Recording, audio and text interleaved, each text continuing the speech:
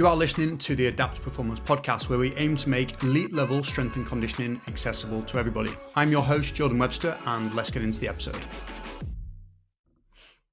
Yes, guys, what is going on? Welcome back to another episode of the Adapt Performance podcast.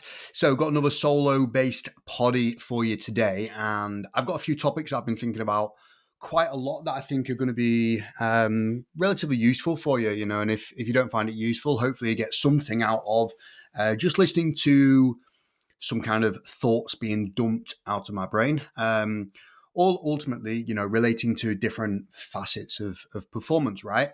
Got a little bit of stuff that's probably a little bit more spiritual and I guess mental health and meditation based, which I've spoken a little bit about in the past, but I haven't gone, I guess, super deep. So we're going to chat on that. We're also going to get into a little bit of bicep tendon stuff. So for anybody that has had tendinopathy of the bicep or forearm, whether that is grapplers, whether that is people that are just struggling with it from a climbing perspective, there's a lot of different reasons why you might end up with it. One of my mates got it from, what was he doing? Some handyman work. He's a proper bloke. And when I say a proper bloke, I mean he has skills that I do not have in terms of fixing shit. Yeah, I'm useless. So he got some tendonitis from yielding a hammer, I think it was, or it might have been a screwdriver or something, but I think it was a screwdriver actually, because the pronation, supination, he started getting a little bit of grief. And then finally, we're going to touch on some secret ingredients, right?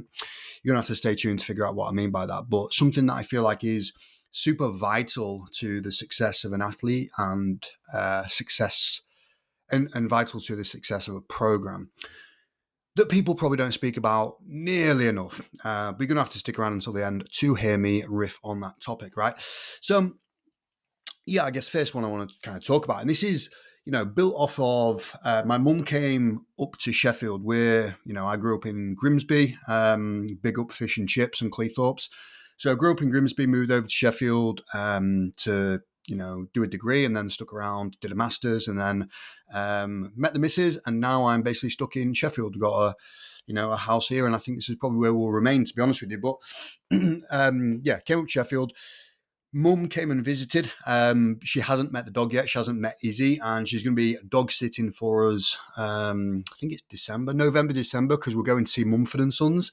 We'll probably have some food and turn it into a nice little date night. So yeah, basically, Mum came up, right? Mum came up to meet the dog. They got along like house on fire. I feel very confident that, they're going to be okay. They're not going to set fire to anything. Mum's not going to be screaming, because I can remember her telling a story when we got our home dog, Diesel. He's a miniature Jack Russell. When he was a puppy, he was a little wanker. He was rough. He'd basically try and chew on wires all the time, which is pretty common for a puppy, I believe. But he was fully a bit of a biter, a bit of a barker. Would kind of trap himself in the corner or underneath a TV stand and not get out. And yeah, so she hated that. So she's a little bit nervous, but it was fine. All that to say, right, just laying up the story. I picked her up from the train station and then took her back to the train station, after we had some food and stuff. And, haven't really had a good opportunity to sit down with Mum for a little bit of period of time. There's always people around, so it's quite nice to have some mother-son time and chat about stuff. And she was that she's been doing some meditation for about a year. She basically got a cheap trial to an app. It wasn't Calm. I know that's a popular one, or Headspace. It was something different that I hadn't heard of, but she said she's really getting into meditation and, mindfulness and stuff. And that was really cool to hear, because, I think I'm a big fan of it. I'm a huge fan of it. When I was in Warwick, so my job previous to starting Adapt, they had a really good scheme actually, where all the members of staff would get free tokens to essentially do some CPD, do a course. So it could be in tennis lessons, squash lessons, swimming lessons, climbing, mindfulness, arts and crafts. There was a fuck ton that you could choose from. I think you got a course a term or something. So it was really cool. I chose to do mindfulness. So it was I think it was a 6 or an 8 week course in mindfulness, led by, somebody who's a professor in that space. And I really wanted to learn more about it. I've definitely dabbled in stuff like that prior to it, but doing that course really kind of reinforced to me that is a big part of what I do, and I really believe in it, 100% believe in mindfulness, meditation, and just its ability to keep you present and get you really focused. And, we think about performance and how ultimately everything is governed by the brain. Like the brain is the powerhouse of the body. It's head office. You've got to do what head office says, whether that is the brain filling you full of doubts and anxiety, or it's your brain telling you that you can fucking do the thing. You can go and achieve those goals, all the way down to, the actual physiology of the thing of the brain is the central nervous system and its ability to actually regulate you producing force and can stop you getting injured or not. So the brain is fucking powerful, right? And we probably don't speak about it half as much as we should. So we got into speaking about, mindfulness, and, mindfulness is very much like a practice of trying to stay present, and I think being in the here and now, be where your feet are, and it gets you thinking about how you can ignore thoughts and that type of stuff. So where it sits within a performance psychology role is huge for me. And I think we'd probably all benefit from this, to be honest with you.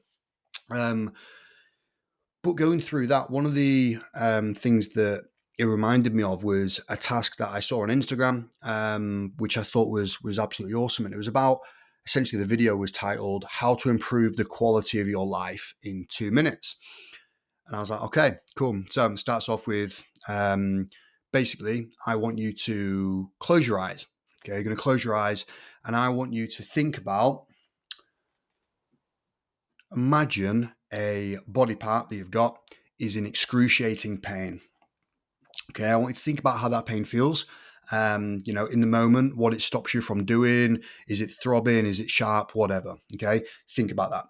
Also think about what it stops you from doing in a day-to-day. Like, does it stop you from, if it's your hand, okay, does it stop you from opening the drawer? Does it stop you from enjoying a bowl of Cocoa Pops? Does it stop you from doing your hair?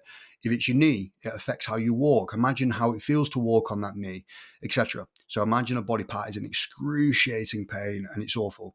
And you know what? We've probably all felt pain before, so you can kind of connect with that a little bit. Then I want you to think about what it would be like to not have a roof over your head, running water, or access to food. Okay, so think about potentially being homeless. Think about being in a country where, they don't have those things readily available as us in the UK. Okay, think about what that'd be like. What it'd be like sleeping rough. Okay, the pain, the uncertainty, the feeling that you're not going to be safe, all that. Okay, really actually think about it genuinely. Like, I'm not just saying close your eyes for the sake of it. Like, actually use this task. And then the final one, which cut me up probably the most, is I want you to think about a loved one that you currently have in your life no longer being around. Okay, they struggle with a long-term chronic illness, which is really rough. Okay, it's not fun, and it's prolonged, and then eventually they pass away and they're no longer in your life.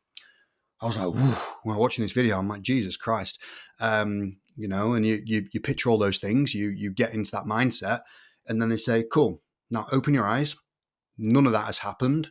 And you actually have all those things. Okay, you actually have a loved one close to you. You actually have a roof over your head, and you actually have, a relatively healthy body. And I'm like, fuck, right? That for me is an absolute.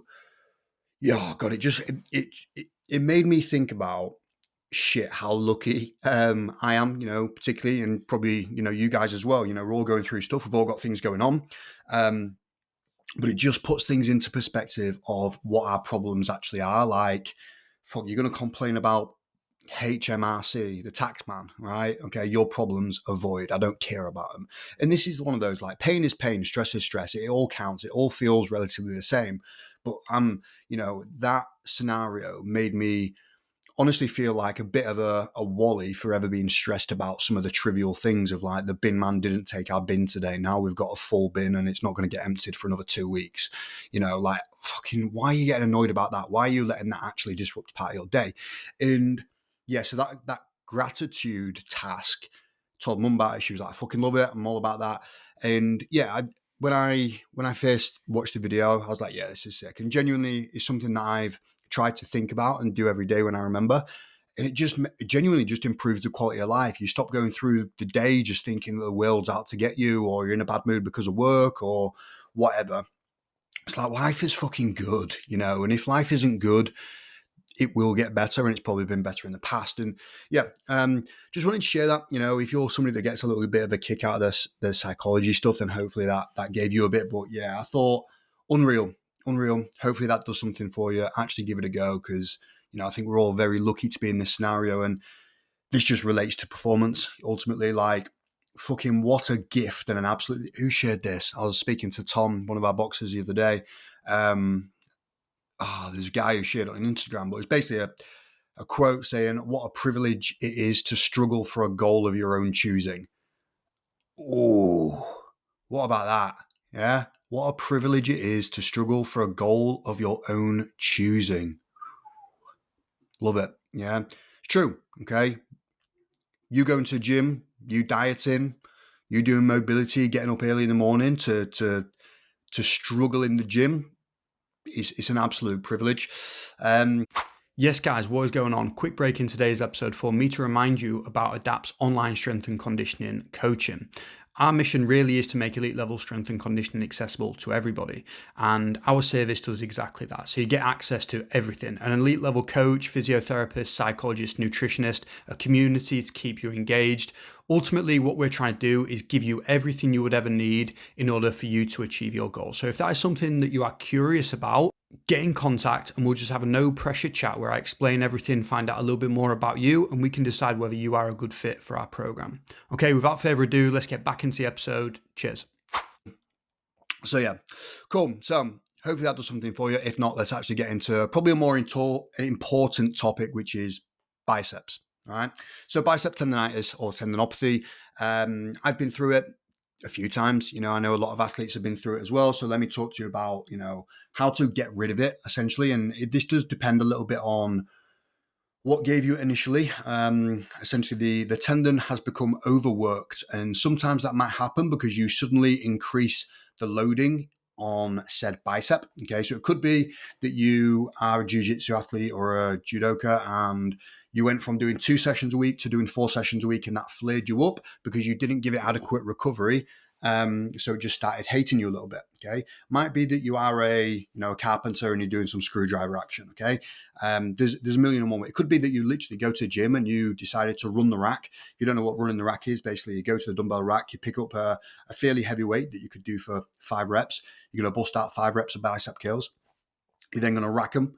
You're then going to grab the next dumbbell down, max reps, rack them all the way down until you get to 5 kilo. Realistically, I wouldn't go any lower than 5 kilos. You get to 2.5, and it's just like you're going for days, and you're probably not getting too much stimulus out of it at that point. So yeah, running the rack is like it's an old school. It's basically a super drop set. It's like boom, boom, boom, boom, boom, and a lot of fatigue built up during that. But you know what, like an incredible pump. This isn't me even promoting it, because this is probably the thing that will give you bicep tendonitis. Then you'll have to come back and actually listen to my advice. But yeah, so you've got it. You've got bicep tendonitis. You've woke up feeling sore. What you want to do, okay, is actually assess whether it's a chronic issue, if you had it for a long period of time, or you've actually, just got a little bit of a flare up. If you've got a little bit of a flare up, essentially what you want to do is don't fuck yourself up anymore. Give yourself like 2 weeks of just gently reducing training. I'm not talking about doing no training. People stress when I say you're going to have to do a little bit less. But this is the problem. If you don't do a little bit less, you're going to turn this into a chronic thing, and then you're going to have to take more time off down the line. I'm literally talking, if it's a little bit painful on a few exercises at a certain weight, so instead of doing a max weight that you would do for 8 reps, reduce it down, leave a couple reps in reserve so you're not pushing all the way to failure. You're not, getting the tendon to experience as much strain, or reduce the weight down. Like in some way you need to give it a little bit of a rest, okay? So that is what I'd recommend doing in those first couple of weeks. Just take it back a little bit, and depending on what you actually did to aggravate said tendon, you probably want to try and do a little bit less of that. And this is where it's difficult, okay? If you've got a competition coming up, you're probably still going to have to go up and train. If you are, a handyman, you're probably still going to have to work. I don't think your site manager is going to accept you having a sore bicep. I've just got a new juice. That was me taking a drink. Cherries and berries. Cherry flavor stuff is overrated. Not overrated, underrated. Should be a part of everybody's cupboard choice, their pantry.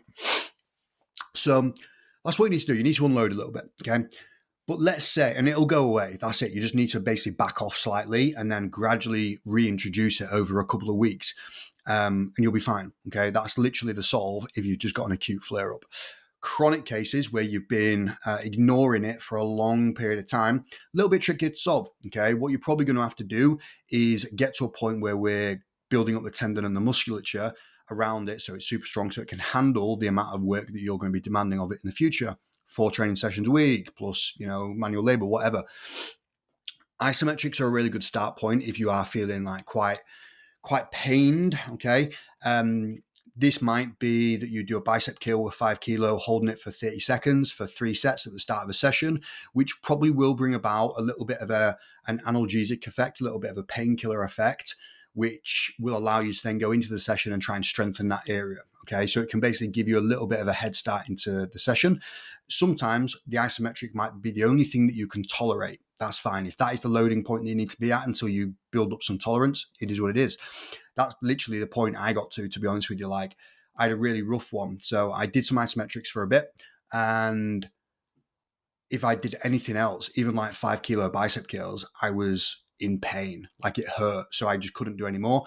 Did isometrics for a couple of weeks. I then built up to being able to do some bicep curls and some light rows. And then you build up from there and you gradually increase. You will have ups and downs throughout that period. Okay. It's not going to be linear. You're not going to get better every single week. You will have the odd flare up, but you just need to keep coming back to this idea of you need to let the bicep tendon and the musculature increase its capacity for loading. If you keep hammering it, you're just going to set it back, and then you're not going to be able to train, and then you haven't got anywhere to go with it. Tendons don't like change. That's ultimately what it is. So yeah, that's how you do it. You gradually build up over time.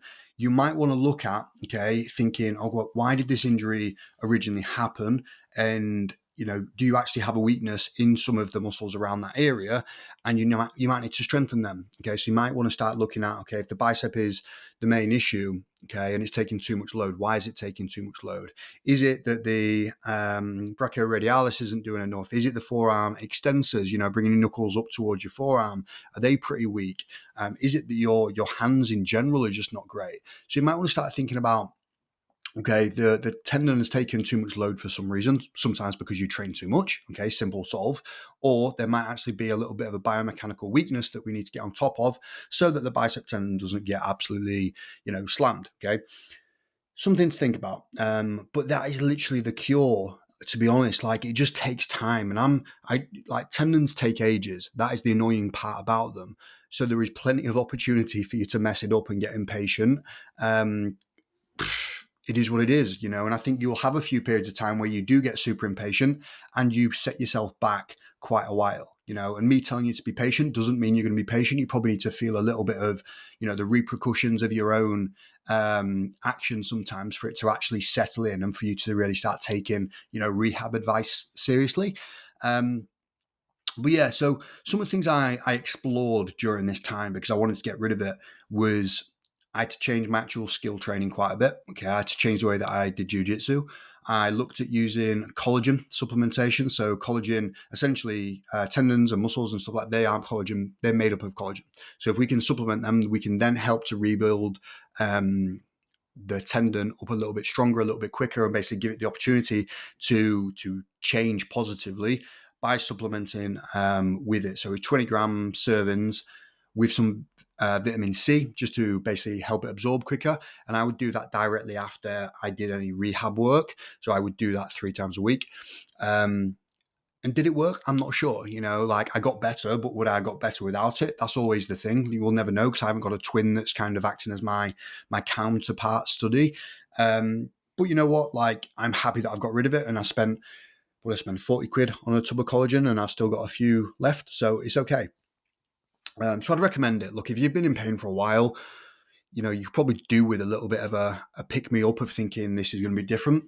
So yeah, that's bicep tendonitis, right? And some of the things that have really worked for me is changing the handles when I'm doing pulling work. So whether it's a row or a lat pull down, find a handle or a wrist position. So either we pronate, palms facing away from you, neutral grip, which is like a hammer grip, or supinating, which is like your bicep curl, little finger nice and high.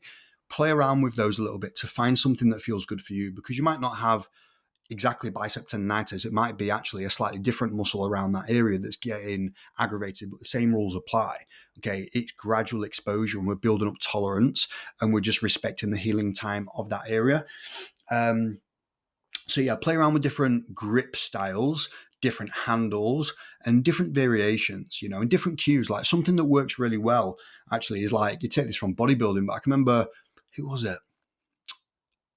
I can't remember who it was, but he basically spoke about like when doing a row variation, if you're really trying to take the biceps out of it, which is very much linked to like how your pointing finger, when that grip's super tight, you then start to get a little bit more kind of forearm and bicep activation. So if you think about just going pistol grip, so just imagine you're pointing a gun with your hand. Just go pistol grip. So it's literally going to be your pinky, your ring finger, and your middle finger in contact with the implement, and maybe your thumb on top of that as well. You're then going to be in a situation where you can probably unload the bicep and really just think about driving with the elbows to engage the back muscles more than the biceps. You won't be able to take them out of it completely because the elbow is bending, but I do think there is some use there. And also using deadlift straps. Okay, deadlift straps. Bit of a cheat code here because you can still get some decent pulling work in when you are essentially compromised. Okay, so something to think about. What else is there? Some of the things that just won't work for me. Massage didn't do anything. Might provide some relief for you, but didn't do it for me. And ibuprofen is kind of a grappler's best friend. Probably wrongfully. Like, don't get me wrong, you have to take some ibuprofen every once in a while. Well, at least I do. I know some people are against it. I'm all for it if you use it at the right time. You don't want to abuse it. And equally, just thinking about a lot of the studies at the moment when we think about cold water immersion and that type of thing, which is ice baths, right? And some of the research is basically saying that the cold immersive environment lowers inflammation, which is part of why you might not get a sore and you feel recovered. But that inflammation that you feel within your body is a really positive thing to essentially start the adaptation process. So if you take ibuprofen, then you're potentially actually stopping the adaptation process from occurring. So yeah, you might not get sore, but you might not actually be getting better. So it's just one of those things you want to be aware of if you are somebody that uses ibuprofen quite a lot. So there it is. That's basically what I would be thinking about from a bicep tendon standpoint. Right, so let me have a quick drink of this cherries and berries. Beautiful stuff. It's friggin' delicious. You need to get on that. So the secret ingredient, right? The secret stuff. And if you've seen Space Jam, which is probably my favorite film in the world, so it's Michael Jordan, Looney Tunes. It was one of those I had on video, right? If you are old enough to appreciate a video, wow, okay, you're part of my crew. You've got grey ears and you probably need to focus on getting warm properly before a session because you're showing your age. I was born in 1994, so I'm 31. But yeah, Space Jam, best film in the world. In it, one of the things they speak about is the team gets absolutely crushed in a game and they are going to the finals against the Monstars. And within that, Bugs Bunny, I think it's Bugs Bunny, is trying to get the team riled up because they know they're about to, go into a big old basketball battle. And they speak about Michael's secret stuff, okay, essentially to get them feeling big and strong and motivated. And it's basically water. That was the secret stuff. But the idea of the thing is placebo and buy-in, more importantly. This is the secret ingredient, like as an athlete or just a human being, if you believe in something and you definitely have a little bit more trust in it, it's going to work so much more in your favor. So essentially what I want to speak about is the idea of, in order to get better physically, we want to be applying consistent, frequent, and intentful stimulus. We want to go in the gym consistently, fairly regularly, and we want to lift heavy and hard, right? That's essentially it. You do that for long enough and you're going to be, better, right? And I don't even care sometimes how the program looks like. This is why I get so annoyed with sports science sometimes, because I think the majority of the stuff that people argue about and bitch and moan about is the stuff that applies to 1% of the population and is literally a 1% metric anyway. The majority of it is go and lift some stuff, go and get out of breath. Like, you just stick to those, you probably do okay. But what it ultimately is like buy-in. And I think me and Joe, the other coach at Adapt, we have a meeting every single week where we go through the athletes that we're currently coaching, make sure that our programs are on point and we're doing things well. It's one of the things I'm really happy with, like for all the time that, Joe's worked with us and we've been, building Adapt is we have a staff meeting every week, right? And we have done for forever. And it's been so cool to be on the same wavelength, and I just don't think other people are kind of doing that attention to detail just to make sure that stuff's done well and properly and you've got two minds checking in. But we were speaking through the idea of buy-in, okay, and why some businesses do really well, and why some don't. And one of the big things is like people's ability to buy into said business, said coach, said method, supplement, whatever. Ultimately, them buying into it means that they are going to trust it. Okay, trust is just super important. It's paramount. You need it. Okay, trusting in that thing is probably going to mean that you're going to give it higher effort. Okay, so you're going to be, obeying the law that we spoke about before of consistent, frequent, and intentful stimulus, right? Which I actually stole from Gary Hutt at GB Boxing, who I can't remember what episode he was on the podcast, but go and check that out because it was a really cool one. But that's what you want to be thinking about, okay? Buying into something. And it's, look, I don't care if you do 5 sets of 5, 6 sets of 10, whatever the thing is, like, if you believe in it, you'll probably do it more. And I think sometimes when I think about like businesses and coaching teams and stuff like that, you just trusting the coach probably matters, as long as you've got a good relationship with them, they're smart enough to actually program things properly. If you've got the choice between 2 different coaches, but you trust one of them more and you're more bought into their style of things, go with that coach. It doesn't matter if the other person's a little bit smarter or works with better athletes. It's so important that you have that relationship built. So it's just something that I've been thinking about a lot lately, and it's contagious as well. Like, I think some of the smartest people I've ever been around, from a coaching standpoint, but athletes as well, they put themselves in situations where they allow themselves to be infected with other people's like charisma and ambition and stuff. And I just think it's such a superpower for you to say, nah, I want to be surrounded by that type of person. I want to put myself in front of, that coach because I know they're amazing. I know I'm going to learn a lot. And it's just such a skill. And what's the saying of like, if you hang around with 5 smart people, you're going to be the 6th. If you hang around with 5 rich people, you're going to be the 6th, right? It's contagious, and I do think that's that network that you create and the people around you is so important.